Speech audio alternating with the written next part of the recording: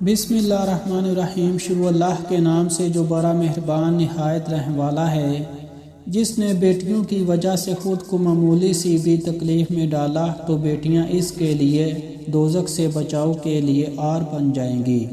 ہمارے پیارے نبی صلی اللہ علیہ وآلہ وسلم نے فرمایا، بندہ مسلسل نماز ہی میں ہوتا ہے جب تک وہ نماز کی جگہ پر نماز کے انتظار میں رہتا ہے۔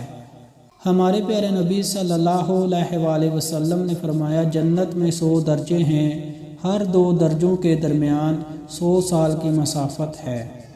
ہمارے پیارے نبی صلی اللہ علیہ وآلہ وسلم نے فرمایا، ایک انسان راستے پر چل رہا تھا کہ اس نے وہاں کانٹے دار ڈالی دیکھی، اس نے اسے اٹھا لیا تو اللہ تعالیٰ نے اس کا یہ عمل قبول کیا اور اس کی مغفرت کر دی۔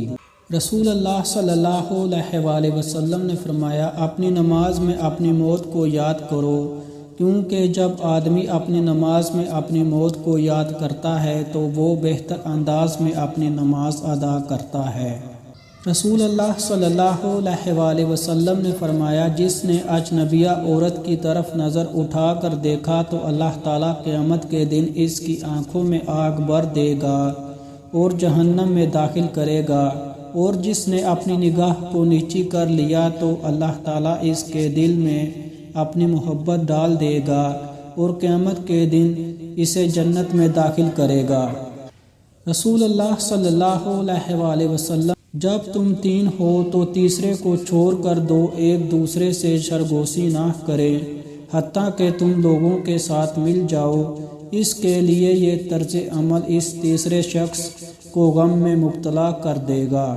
حضرت ابو درداء رضی اللہ عنہ بیان کرتے ہیں، رسول اللہ صلی اللہ علیہ وآلہ وسلم نے فرمایا، کیا تم میں سے کوئی رات میں تہائی قرآن پڑھنے سے عاجز ہے؟ صحابہ نے عرض کیا، تہائی قرآن کیسے پڑھا جا سکتا ہے؟ آپ صلی اللہ علیہ وآلہ وسلم نے فرمایا، سورہ اخلاص تہائی قرآن کے برابر ہے۔ سبحان اللہ۔ ہمارے پیارے نبی صلی اللہ علیہ وآلہ وسلم نے فرمایا، دنیاوی چیزوں میں سے بیوی اور خوشبو مجھے بہت پسند ہیں اور میری آنکھوں کی ٹھنڈک نماز میں رکھ دی گئی ہے۔ سبحان اللہ۔ رسول اللہ صلی اللہ علیہ وآلہ وسلم نے فرمایا، مجھے میرے مرتبے سے زیادہ نہ بڑھاؤ، جیسے ابن مریم عیسیٰ علیہ السلام کو نصارہ نے ان کے رتبے سے زیادہ بڑھا دیا ہے۔